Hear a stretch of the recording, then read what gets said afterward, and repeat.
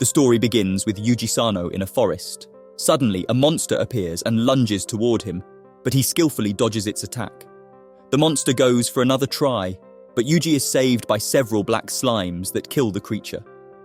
Yuji is accompanied by a wolf-like creature and a blue slime.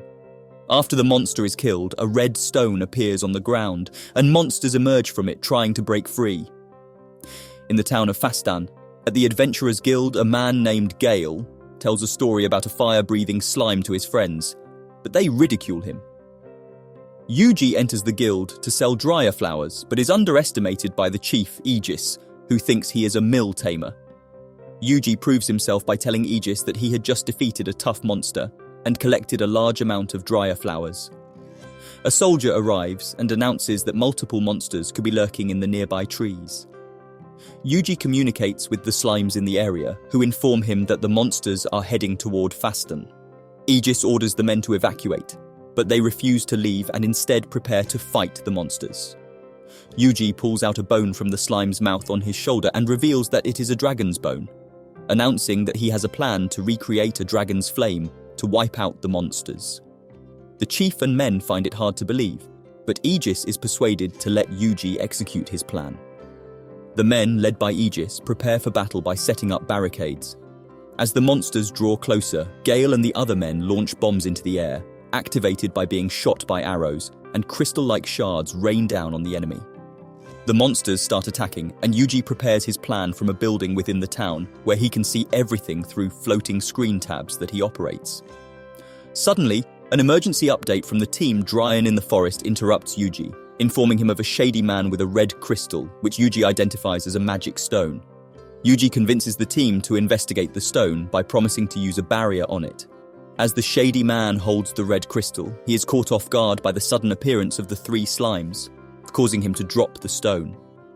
Yuji casts a spell, allowing the slimes to capture the man, but he takes his own life by biting into a hidden poison. Proud Wolf observes the humans struggling to fend off the monsters, and Yuji calls for his assistance. Yuji's spell summons the slimes in front of Gale's team, which breathe fire and explode, annihilating the monsters.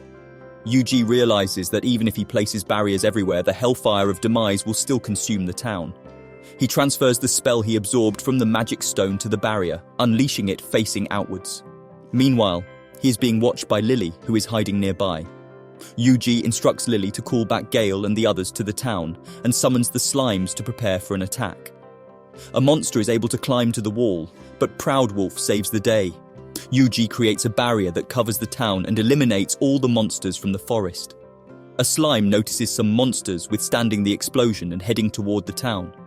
Yuji casts the Hellfire of Demise again, despite being warned by Lily that he would not make it for another go, finishing off the remaining monsters, but he collapses after due to exhaustion from using his power. Yuji wakes up in a bed after the battle and is visited by Lily, who brings him food. Yuji hears a celebration outside, and Lily explains they're grateful for his help. Memories flash through Yuji's mind, and he leaves the room. He reflects on the battle while walking with the slimes and Proud Wolf. Aegis and his men search for remnants of the blast outside the town's walls before returning. Aegis shows Lily a broken magic stone they found with a dead man, and concludes it must have been the cult they discussed. Yuji arrives at his next destination and stands watch over the town with the slimes and Proud Wolf. The second episode begins with a group of men plotting to ambush an unknown adventurer before the new moon. Meanwhile, Yuji and his team arrive in the small town of Kilia and search for food. As they enjoy their meal, a church bell rings, announcing the arrival of a high priest from Central. This triggers a flashback for Yuji, reminding him of his encounter with Lily mentioning Central in the past. Yuji tries to register himself at a guild in the town, but he faces reluctance due to his Tamer status. However, he manages to impress the receptionist with his enemy tracking abilities and gets himself registered.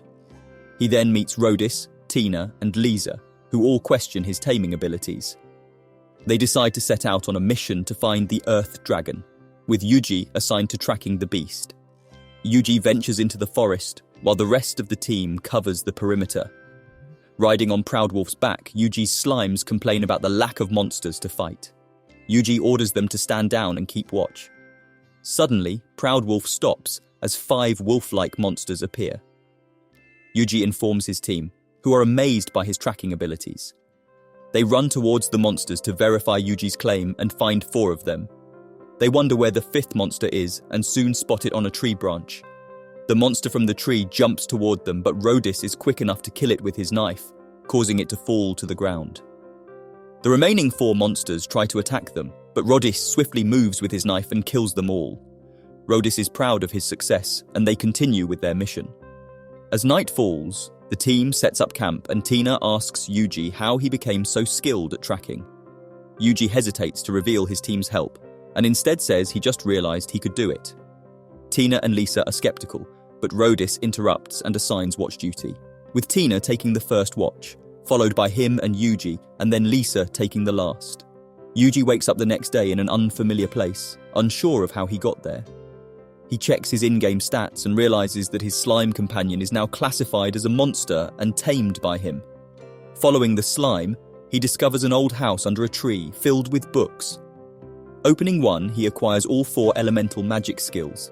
He also realizes that the blue slimes surrounding him are all tamed by him and can teach him skills. As he learns, the slimes start chanting his name and he sees the word sage, leaving him confused.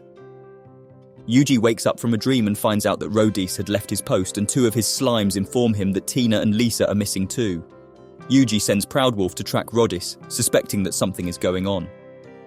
As Rodis runs through the forest, he senses a presence following him and suddenly stops. Meanwhile, Tina and Lisa are secretly observing Rodis, contemplating going back to Yuji for help. But Tina doubts his ability to fight. Rodis approaches the bush where the 2 are hiding, and they prepare their weapons. One of Yuji's slimes makes a sound opposite to where the 2 girls are, which startles Rodis, and he throws his knife toward the source. Rodis approaches it to check what he had just hit, only to find the knife he threw stuck in a tree. The panicked slime hops towards its fellow slimes, not believing that he was almost stabbed. Yuji informs him that he upgraded his stealth through operating with the screen tabs on his end. Tina and Lisa witness Rodis's actions in disbelief. Rodis runs away and the 2 girls follow after, with Proudwolf and the other slimes unnoticed behind them. Rodis sprints through the forest, avoiding traps, and finally arrives at a tent in the middle of the trees guarded by another man. Rodis enters the tent to meet Gelios, an old man sitting at a table. Gelios asks Rodis what he has brought for him, to which Rodis replies that he has 2 girls and another man, Yuji, who will fetch a high price. Unbeknownst to Rodis, Yuji overhears the exchange and realizes that Rodis has other nefarious businesses involving other parties. Rodis speculates that the 2 girls are following him, and proposes to Gelios that they can capture them as soon as they trip on their traps. Gelios orders his men to move quickly as the moon comes to its peak, and mentions something about the blue moon of salvation, saying that disaster will strike when the moon turns blue. Tina and Lisa decide to go back and not proceed with their plan. As they were walking back, they tripped over traps tied to the trees, alerting Rodis and the others from the tent of their presence. Rodis quickly figures out which direction the girls are in, and the men go out to look for them. The girls hide behind a bush with their weapons ready, but then a strange monster appears. The men contemplate fighting it, but decide to fall back since they haven't seen a monster like that in the forest before. It turns out the monster was actually Yuji's slimes, stacked up together on top of Proudwolf's back, pretending to be something else to scare the men into going back inside the tent. Yuji cast a spell transfer, Ranged Frost, which created a giant crystal-like structure that encapsulated the tent. After that, Yuji joins Tina and Lisa, and one of his slimes spits out the frozen body of Gelios, an infamous bandit around those parts of the forest. The girls are shocked that the slimes have taken care of Gelios, and they ask Yuji more about his abilities. Yuji recalls a flashback of working in an office. He tells himself he'd rather not have anyone relying on him. The girls were heading back to town but needed to rest. Yuji used his slimes to find a good spot for them to rest in a hollow out of sight. The slimes set up camp and fire for them. As the girls slept, Yuji recalled Gelios' words about calamity comes beneath the blue moon, and looked up at the moon wondering what it meant. The episode concludes with a man standing outside the town church gazing up at the resplendent blue moon. With the moon's luminous radiance, could the impending disaster be approaching? The 3rd episode begins with Tina, Lisa, and Yuji on the search for the Earth Dragon. They notice a strong gust of wind coming from Delight Canyon, also known as the Valley of the Wind. While the slimes are scattered throughout the forest looking for the Earth Dragon, they cannot find any signs of it. Tina reassures Yuji that his slimes will eventually find the Earth Dragon, but Yuji thinks to himself how these two girls are overestimating his abilities, just like how it was for him back then.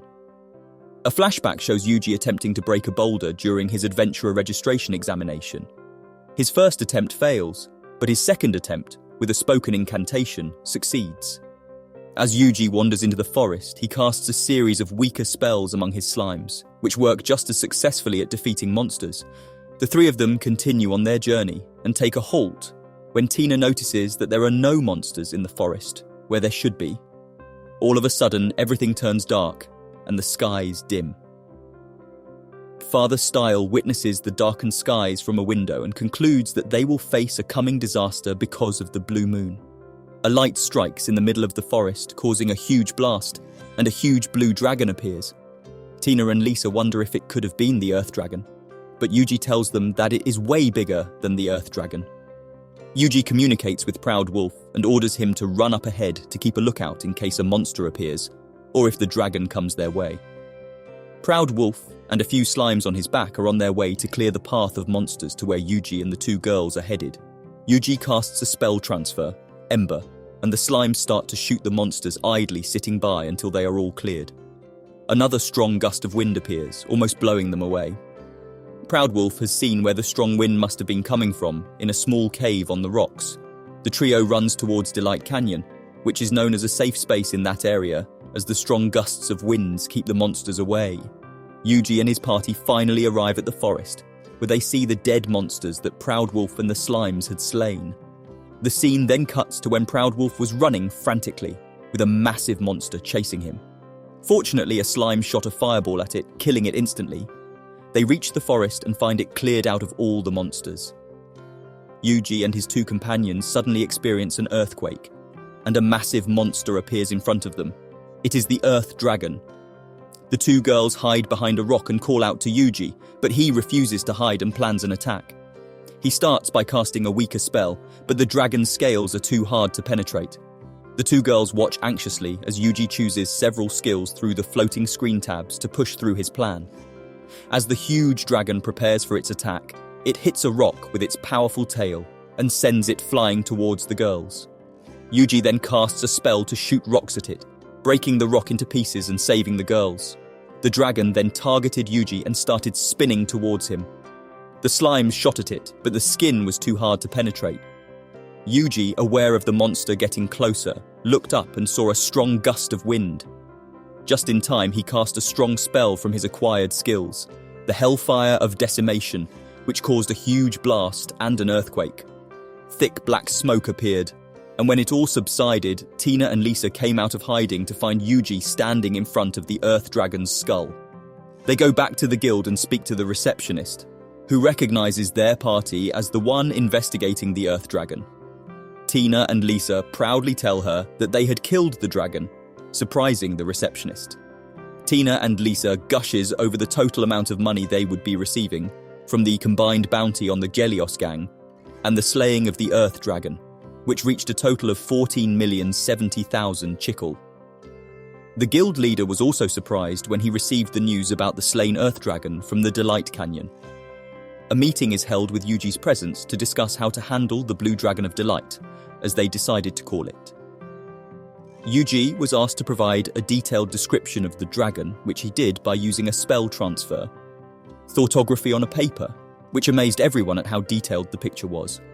The priest reveals a book with a depiction of the dragon, which strongly resembles the picture shown by Yuji earlier. The group is shocked to hear about the dragon's ability to wipe out an entire continent in just 3 days. The legend mentions a divine emissary who defeated the beast, but the guild leader realizes that they cannot expect to find someone like that in this day and age. However, they soon learn of a ritual that was carried out 30 years ago that may have caused the dragon to descend once again. The spirit summoning ceremony was meant to summon a spirit to ward off the coming calamity, but they have no sign that the ritual was successful.